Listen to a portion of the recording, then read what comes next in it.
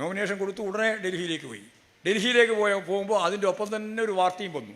എന്താ വാർത്ത? ആരെങ്കിലും ഓർമ്മയുണ്ടോ വാർത്ത?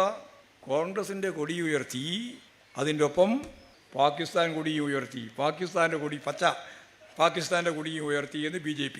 അതിന് മറുപടി പറഞ്ഞുകൊണ്ട് അത് BJP പറയുന്ന പോലെയല്ല, ഇത് ഞങ്ങളുടെ സഖ്യകക്ഷിയായ എനിക്ക് ഏറ്റവും കൂടുതൽ വോട്ട് തരുന്ന ലീഗിൻ്റെ കൊടിയാണ് എന്ന് പറയാനുള്ള ബാധ്യത ഈ രാഹുൽ ഗാന്ധിക്കില്ലേ? പ്രത്യേകിച്ച് വയനാടിൽ ലീഗില്ല എങ്കിൽ എവിടെ ജയിക്കാൻ?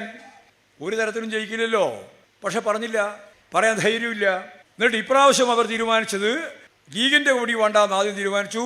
ലീഗിൻ്റെ കൊടി വേണ്ടെങ്കിൽ പിന്നെ ഞങ്ങളില്ല എന്ന് ലീഗ് പറഞ്ഞാൽ അതോടെ കോൺഗ്രസിൻ്റെ കഥ തീരുമെന്നുള്ളതുകൊണ്ട് ഞങ്ങളുടെ കൊടിയും വേണ്ട തീരുമാനിച്ചു. കൊടി ഉയർത്താൻ ഭയപ്പെടുന്ന ഒരു പാർട്ടിക്ക് എങ്ങനെയാണ് ഫാസിസത്തെ ചെറുക്കാനാവുക എന്ന കാര്യമാണ് ഞങ്ങൾ ഉന്നയിച്ചത്.